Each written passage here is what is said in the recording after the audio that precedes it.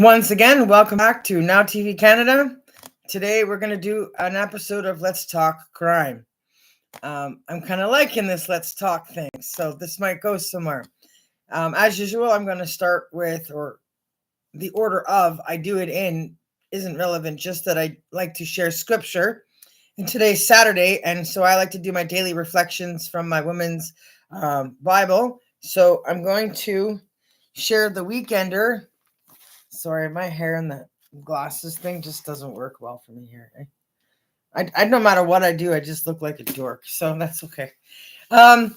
Rejoice, it says.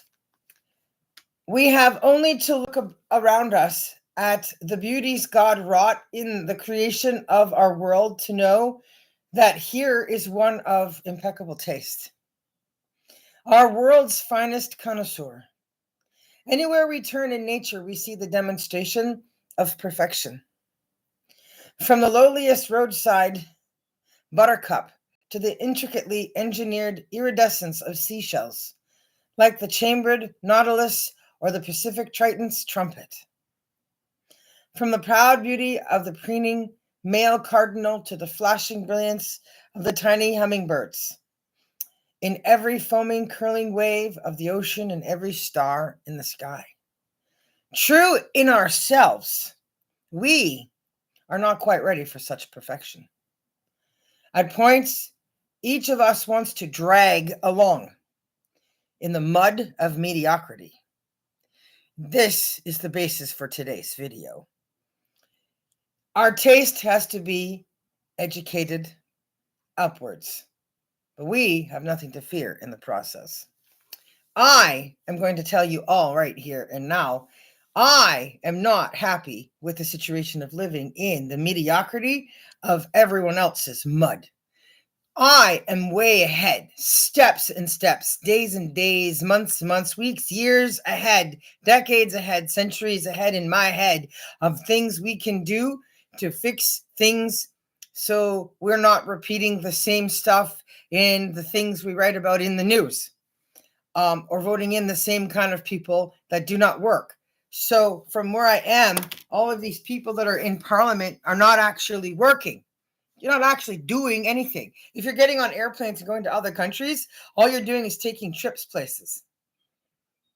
Like, you're not here solving crimes. You're not going through the list of the names of the dead. Today, I'm wearing the Highway of Tears t-shirt, the new one that I opened the other day. Now, I can go through the names of the list of women that were murdered here in BC and people that are still being reported missing through the Downtown Eastside Facebook page, which is Sons and Daughters. It's not just daughters. However, today's episode is focusing just straight across the board. The list I'm going to read to you guys from is just people that have been murdered. There are individuals, single people, and then there's another section where there's multiple people killed in situations. That's important because of that guy in Manitoba recently who went after his ex. Like, I don't even know how ex she was, but he just wouldn't stop. And she got away with her life from her place. So then he went to her family's home. I pray she had more family, because he went and killed everyone that was in that home and then killed himself. So I'm not okay with the fact that Canada has taken away the death penalty. I'm okay that the last death penalty we conducted in Canada was like a hanging, but we could find other things. However, I'm not against the idea of people being so evil that hanging is the only way to get the devil to know. Don't come here to do these things, because we will not stop fighting back until you stop. Right? The amount of people that have died in the last 10 years, I haven't even finished doing the research on. I'm still going through the information I need to find to get the list of numbers just for that decade. However, what today's about is basically information that's just in the history without any random order of the years. It's just the names and lists of people that have been listed.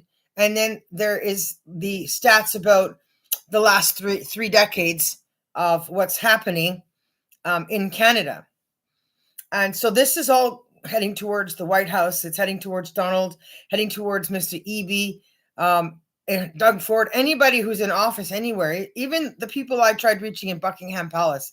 Like, if people in your mailroom, if people checking your emails don't get stuff and see that it's important and then tell you, then this stuff will never stop. And I'm not going to continue to support a voting system where we're voting in people that are going to continue to do nothing about what's happening or can't do anything because they don't have the statistics. Standing in front of a camera or having a news release of a comment said about something that's going on from one person to another in different countries does not tell me that you're working, does not give me confidence in you, especially if what I have given you in information is vital and important and will make a difference and can change things. It is said in Hollywood, like in this regard, that entertainment and acting and movies and all this stuff can be very important and very useful. It's a vital function in our society. We need to laugh. We need to escape the pain and suffering of the real daily life, but we also need to be informed. We also need to be able to show people how much we care as professionals, as actors, people who realize how lucky they are. Stephen King got a book published. He got his break literally at the very last second. He had no idea where the money to come to pay his rent was from. Sorry, I said that backwards. He had no idea where the rent money was coming from for his very next month's of rent. And then he finally gets a check in the mail because somebody said, okay, we're going to publish this book. And he had to change his name and use a different pseudonym to get his career started as a writer. And it worked, because often they have this image of what you're supposed to look like, sound like, act like, whatever name. Oh, you have to change this and anything. And people have done that through the years to appeal to the people behind the desk who are actually not doing any of the work. Sylvester Stallone was living in New York, him and his brother, at the best of times to be in New York. So a true New Yorker when New York was New York. And he had to sell his dog.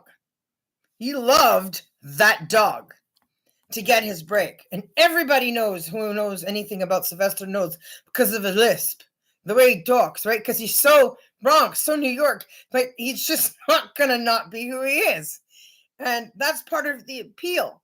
So I don't know how people could find a defense, but he knocked and he knocked and he tried and he did. And it was harder and longer than Stephen King before he finally got his break. But right then and there, after he gave up the most precious thing in his world, that dog, he got his break. And then he got a break so big that he actually went and bought his dog back for $15,000, if I'm correct.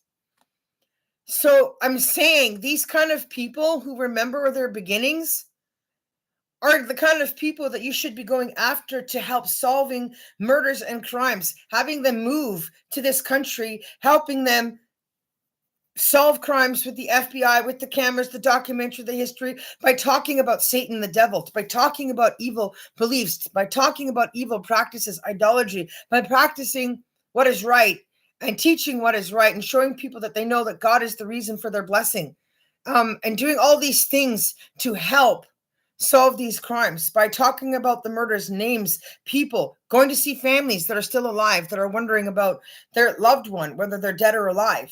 The more of that kind of love and support is here in this place, then the easier it is to push out the evil and the bad that's causing these things. They can't stay where they're not wanted, where there's no room for them, where it's easy to see what's going on, what they're doing, what they're guilty of, what there's no room for them to do anymore. And so these 25% tariffs on Mexico and Canada, not going to do nothing about crime. I just need Donald Trump to understand that Canadians are being killed like horses to a slaughterhouse. The actual number of true Canadians left from the time of my birth till now, well, it's very small. And I'm going to tell you, the majority of us are not drug dealers or drug users. We are not growing the drugs. We are not making the drugs. We are not packaging the drugs and shipping the drugs from our country to your country. There's hardly any of the true Canadians left. You need to sit down and look at the last few years statistically of all the drug busts that have been caught at the borders on both sides, your country and my country, and take a look at the people, their faces, their names, their ID, where they're from. They're all new generations to either your country or my country, and they're all immigrants, Filipinos, Mexicans, Middle East, I can't even define the difference, whether Indian or Muslim or whatever, just that immigration stuff, period, across the board. Even the Orientals have their own form of gangs or mafia or whatever. And so you have to focus on one place where you can team up with your military and your weapons, and your Bibles and prayer and Holy Spirit and the help of Christ, and work on getting rid of where the plants are being grown, and the people that are threatened by it, people who are forced into labor to earn money to take care of their family and their needs based on what that stuff does produce, so everybody can survive. And then you need to blow it up. You need to get rid of it and the people that are in small number today compared to what it was like back in the days when Martin Scorsese world of movies was the hot topic, because there was so much of them and it all over the place. But there's not. I have never known anybody personally, been around any of those crime syndicated people in my life in Canada. By the time I was born in 75, you might find the odd person who's retired, still alive, around, which is also a gift, because that rarely ever happens. You don't get out alive. But they're really good to the girls out on the streets, and they don't get them involved in business. And you might have a few guys that are out there watching and seeking, but they also don't interact or rub the neighborhoods wrong, coerce or threaten. It's all the people going to these suburban areas near schools, hospital grounds, and other areas where they can get their hands on little kids just coming out of grade 6 and 7 and so on, parks, and start off with pharmaceutical drugs. So, Donald, another solution is to reject or reverse the decision of using drugs as harmful as fentanyl. We don't need fentanyl in our healthcare system at all, whether your country, my country, or anywhere else. We have a ton of other medicines that deal with pain. We don't need that to use.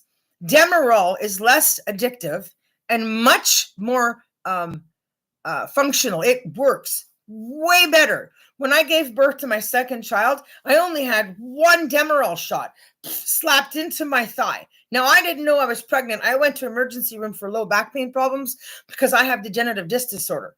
So my discs are slowly degenerating, bone spurs. I have issues there, and I was in excruciating pain. And because of my background, I was not allowed drugs. We don't care how well you think you are. We're not giving you nothing. So they gave me a shot of Demerol and sent me on my way. My daughter was born 5 hours and 25 minutes later. And I had experienced that if you give just a little bit of morphine on the side with that Demerol shot to take the edge off the effect of the Demerol, you got a perfect combination for a pain med solution without needing to use things like fentanyl. So if you want to stop the Oriental part of the drug war, or the bathtub making of this stuff, or the backdoor selling from pharmacies, or people that are professionals at producing this and then trying to unload what they're producing to anywhere they can and not get caught, then you need to stop the fentanyl. There is a man that was in the pharmaceutical business here in Canada who was found dead with his wife, and nobody could lick a stick of tracing their history on why they'd be dead. Well, obviously, if he's in the pharmaceutical business, that would be the reason he's dead, right? Whether we could find it in their taxes, in their history, through their family, whether there was no proof or not, if he's dead and his wife is dead and he's in the pharmaceutical business and they can't tie ends together to arrest anybody, well, then it must be pretty big. It was a bad thing. And so now police don't want to go near that. FBI don't want to go near that. And so the problem is, if you don't go near it, then you're not doing your job. So if you're not doing your job, then you're not getting anything done. And so again, you're being counterproductive. So what I want to do here today is read from the list of unsolved murders in Canada. I will use this on the picture here when I upload the screenshot of what I'm going to use. But here you see it says, oh, hang on, I never get this right. Individual victims, multiple victims, and solved cases. Now, there's far less solved cases in Canada than there are of all the rest of these victims. Now, in this Wikipedia link, of all places, they've actually done this good of a job. The following is a list of unsolved murders in Canada. Hundreds of homicides occur across Canada each year, many of which end up as cold cases. In 2021, the country's intentional homicide rate stood at around 2.06 per 100,000 individuals, increasing for the third consecutive year in a row. Now, Justin Trudeau has been in office since 2015. Violent crime continued to increase in Canada during the following year, with the homicide rate reaching 2.25 per 100,000 people in 2022, the highest rate in the past 3 decades. It has been the largest crime spree of dead and overdosed on drugs and missing reports of people in Justin's 10 years than any other time in political history. How do you deal with that? How do you arrest or convict somebody for that? And what does 25% of tariffs do when he's stepping down and he's done? Because he can't get out of what's happened in his history. He doesn't have the stats. He doesn't know the information, can't change anything about the image and the results of what's coming from this, because I didn't make this up. I just got enough of reading the propaganda and the stuff that I wake up to flashing through my feed on my phone every day, because it's crap. Nothing is being done. Nothing that they're writing, nothing that's being reported is actually the case. So we're going to go to individual victims. And you're going to see here, if you go to the link when I share it to you, on one line, it shows the year and then the name and all that stuff across the board. The reason I'm picking this is because it's just 20th century, right? It's not specifically these girls here on the Highway of Tears. I will do other Let's Talk Crime stuff and get more specific. I did say I'd talk about Madison Scott and the other girls on my shirt, but due to time, because I have to work again this weekend, of course, today, tomorrow, I only get so much done. Plus, I'm still doing those Let's Talk About Tom Mulling videos, which crosses over with Let's Talk Crime, because Clark is gone. My Superman is gone. He's not here. I need Iron Man. I need the Judge. I need Captain America. I need John Wick. Right? I need all of these superheroes. I need the Hulk. I need Wolverine to come home. And I need Spider-Man. Because it's so bad here, we need to work together to help solve these crimes.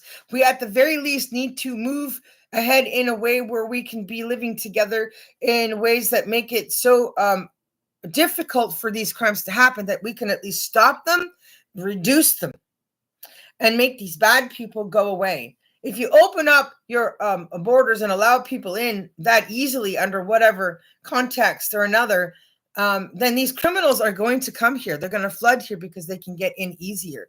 If this country had been allowed to amalgamate, if we could have been taken over, if that possibility were a thing, we are a part of the Commonwealth, and the English pound is worth more than the American dollar. There are more criminals that have America's actual hard cash in the world, more other countries in the world that actually use America's money and have it in form than they actually have in their country. The deficit in America is so high, he can't actually legitimately print any more money because there is no money, right? The bridges and the roads are falling apart. The housing facilities have never been rebuilt other than when they were first built. Everything you come to see here is all brand new. Within 15 years, needing to be renovated maybe, but it's nothing like what's happening over there. Yes, we have the occasional hotel fire, but that's because of the immigrants that were allowed to come in here and buy out our buildings. There are huge stretches of roads in Toronto and other cities where if you walk down those streets and go in and out of all the restaurants and the corner stores, you won't see any white people. You might find the odd Chinese person still around because that used to be a thing. But other than that, we're all gone. So when people keep asking, where are we? Well, we've either left the country because we have the education and the skill to go find work and life in a safer place, or we're out on the streets dying, in hospitals dying, taking our own lives through MAID, or are dead.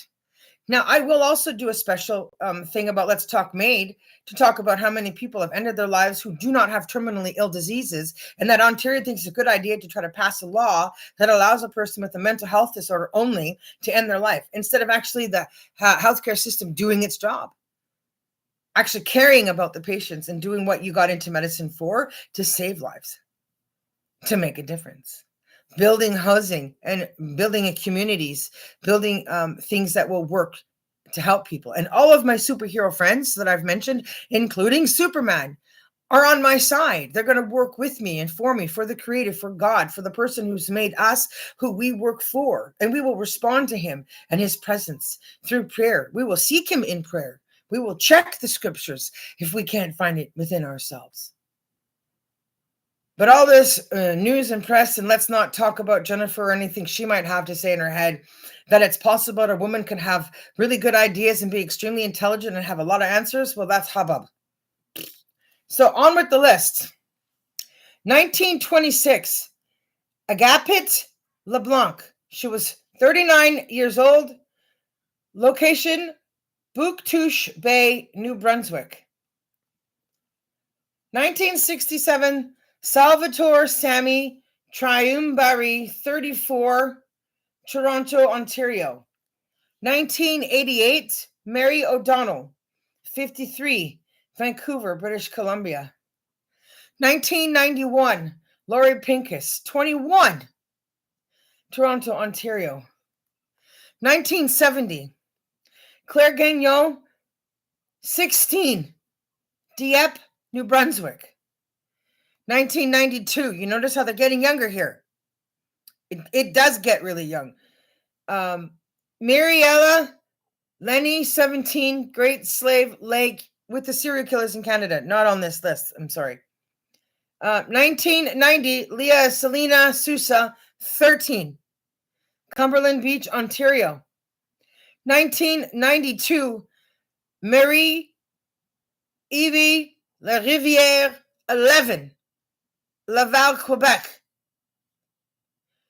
1997, Scott Stennert, 35, St. Lawrence River, Quebec. 1933, George Anthony Lenhard, 28, Regina, Saskatchewan. 1981, Tammy Leakey, 12, Dorval, Quebec. 1993, Gillian Blatchford Fuller, 28, Vancouver, British Columbia. 1986, Mary Ann Birmingham, 15, Iqaluit, Nunavut. 1987, Layette Gibb, 18, Laval, Quebec. 2000, Patricia Patty, 46, Etobicoke, Ontario. 1969, Teresa Martin, 14, Montreal, Quebec. 1999, Richard Chacon, 31, Vancouver, British Columbia. 1953, David and Derek Dalton, 6 and 7 years young, Vancouver, British Columbia. 1977, Ivan Wheeler, 27, London, Ontario. 1978, Teresa Allure, 19, Compton, Quebec. 1995, Nola Belize, 37, Regina, Saskatchewan. 1998, Bindi Johel, 27, Vancouver, British Columbia. 1976 to 77, Gordon Sanderson. He has a nickname, also known as Septic Tank Sam, 26, Tofield, Alberta. 1999, Raymond Paul Chase, 34, Dartmouth, Nova Scotia. 1995 and 96, Mary Lidgur, 30, Mount Seymour, British Columbia. 1990, Henry Laguerre, 70, Haute Abougang, New Brunswick. 2000, Gaetano Guy Pani Pinto, 41, Toronto, Ontario. 1962, Alexandra Wucharek, 23, Saskatoon, Saskatchewan. 1978, Manon Dubé, 10, Ayers Cliff, Quebec. 1968, Newton Harold Boutillier, 81, French Village, Nova Scotia. 1971, Alice Pear, 14, Saint Clotilde de Rotan, Quebec.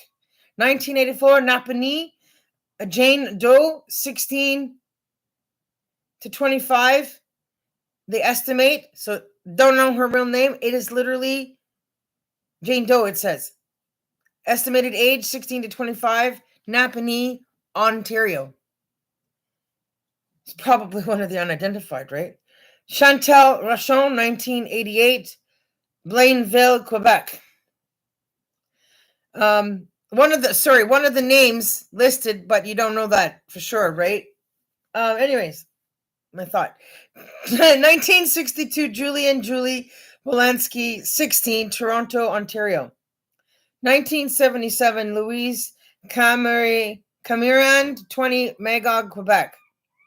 1993, Shelley Denise Connors, 17, Halifax, Nova Scotia. 1998, Tara Singh Hare, 62, Surrey, British Columbia. 1991, Cartierville, it's another John Doe, ages 30 to 49, estimated age range of the body in Montreal. So that would have been in the Quebec region. 1996, Bao Man Lee, 27, Toronto. 1996, David John Malloy, 44, North Vancouver. Now, I can keep going. In fact, I probably will come back and keep going. But I want to stop and talk about the serial killers and the child abusers, the pedophiles in this country. Clifford Olson was one of the most famous ones. And he went on a huge rampage and did a lot of damage, ending a lot of young children's lives. And in the process, he got married to somebody and had a kid of his own. How is it possible that you could get into bed with somebody and not know there's something wrong when it's that bad? And that when you have a child, you have a 50% rate of reproducing, like Freddy Krueger. Like some of the stuff in movies and thrillers, it's not so far-fetched. It is a reality. 50% of his DNA has a chance to grow up to be just like the serial killer that he's related to, made by. There is a young boy who literally grew up in Prince George, where the highest crime rate there is, gangs, guns, drugs, death, these girls. He grew up around all of this happening. And that's all he knew. That's all he saw. Literally grew up to be the Clifford Olson son replica of this disease, this sickness, because that's what he was bred on. And then he went on a little young spree himself. Luckily, because he was young, he got caught and he's in jail, and there was closure for the bodies and the victims, but some of them had kids and they were young already. So Clifford Olson only went to prison, and the only thing they did was take him across the country and ship him to a prison in Montreal because he's from this side. And that's not the answer. When they're that bad and now that sick, you pull down that iron bar, man. You end it the way he ended all of those little kids' lives as a pedophile. You get tough on the pedophile laws. You change the laws to things like making them into eunuchs or castrating them. You don't give people the chance to multiple offenses. You don't keep re-releasing them, right? You end their lives the way they ended lives. There are other serial killers. That website for Canada serial killers blew my mind. I didn't know there were so many when I went looking, started researching. I didn't know it was that bad because, as I said previously, when I was growing up, I wasn't being told any of this. We weren't being taught. It wasn't being released in the news across Canada because every province likes to stay private. Like just it's all private, personal stuff, province to province, and we don't share it with each other. So we're disconnected even as a country, and that's bad because there should be stuff we are sharing together to help resolve these problems, to reduce these possibilities, opportunities of time in doing this stuff. So Robert Picton in BC was the other guy who's also recently died. So that's the two that did a huge amount of harm. Robert Picton, I guess he was kind of not really good looking. Basically, I guess you could say he's ugly.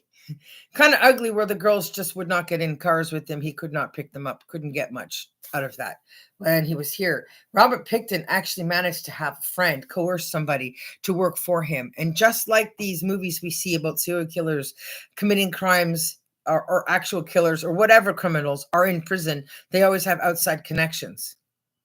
So they're always able to give orders, instructions, directions. So somebody on the outside is always still able to get work done, even if they're in prison. And Robert Pickton had somebody who was able to pick people up from the downtown east side, where I am right now, and take them to his pig farm, which he inherited from his family. And he made money off of the pig meat, off of the pork from the pigs, to pay for his killing spree, to cover up everything. How is it possible to have somebody that crazy around you that long, including local police who would have known you from growing up in school and recognizing this person is weird and always been weird and it's not a good weird, and not be suspicious and do something prior to all of the death? So you see that the poor and the sick and the weak are the most targeted and forgotten by society, the least cared about. And so that makes them the easiest targets. And that's where you get most of the victims. So we don't actually know. This is what really upsets me. There are professional people who know how to do this bone stuff, and there are animals that know how to do this bone stuff. But when they finally got to his farm and they started digging things apart to see kind of tools he was using to dismember people with, the girls with, and what he was doing with those tools around the torture, they didn't actually find the amount of women that were on his pig farm. They never continued to do the searches of the soil for the DNA to get the total number of deaths. So we don't actually know of all the missing and murdered women on the list from the Vancouver region and all those areas where the reports were around his time were actually killed on his farm. What happened is they stopped at finding, I think it was 26 DNAs. So they had confirmed the death of 26 women on his farm, and then they stopped. They couldn't go any further or didn't want to go any further, right? Because of the mentality of how much crime there was, how much death there was. And I guess Canadian police can be a little at heart, right? So it makes them sick to their stomach, and they cannot do it anymore, can't go any further. And then they convicted him for that, and that of course means he'd never get out of prison. And he got to live until just recently. I think he literally just died last year. Clifford Olson died a few years back from that. And that just makes me mad because, again, the amount of people he's killed we don't know about because he's died without us ever getting closure. So those families don't have closure. The spirits of all those dead girls, and on the name list of names where there's no answers to what's happened to their crimes, will never have any closure because our country is too cheap. We're too lazy to finish spending the money to go find people with more experience, to go find more people willing to come and help, to keep working around the clock to find the answers so we can clarify when a person's died and who they were killed by, so there is closure for the soul of the person. So we're not living in an unsoulless place and haunted by it, or the families living without closure because they need it.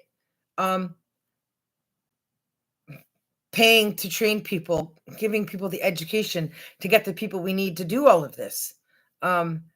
There's never been anything wrong with asking for help from outside or other places. And we should be telling the world about this stuff to let them know it's not safe in Canada. Don't come here if you don't want to risk going to the slaughterhouse and being part of the statistics and end up one of the number of the dead. And I don't care where you're from. These crimes have no partiality. When you're targeted, then nothing will stop the energy of the persons or the powers that be behind targeting you from being hit. Sarah Sharif is one of those people in the UK. 11 fractures in her spine, brain injury, she died on a bed from being beaten to death. It was a campaign of abuse for 2 years, right? And there's a Black girl whose murder's never been solved in Toronto, right? There's no partiality in this. But I will say that in their history of practice and in the Bible, it is clearly known that they think they have the right to do what they want to women and children. And that if you don't listen to them and what they want, well, they'll just do whatever they want to get your attention. And so talking about the crimes is the best thing to do to fight back. So I will read a few more, and then I'll switch to what I wanted to read from the Bible. So I think I went 1985, Franklin Demetrios Shufi, 44, Montreal, Quebec. 1996, Samuel Lottery, 17, London, Ontario. I want to make a point here that BC is not the only place these murders are happening, these disappearances are happening. Clearly, you can see that before British Columbia became the province of the highest target, of the highest ratio of missing and murdered and dead, clearly there was already a huge problem throughout the rest of Canada. And nothing was being done about it. But literally, people need to be fired or have their paychecks docked. This includes Donald's FBI. So, I mean, if we have to send back his 5% beer, woohoo, go ahead, take your alcohol back. We never needed it here in the first place. You want to take your Walmarts back? Take that too. We never needed it here in the first place. We have enough farmland to grow our own food, take care of our own people.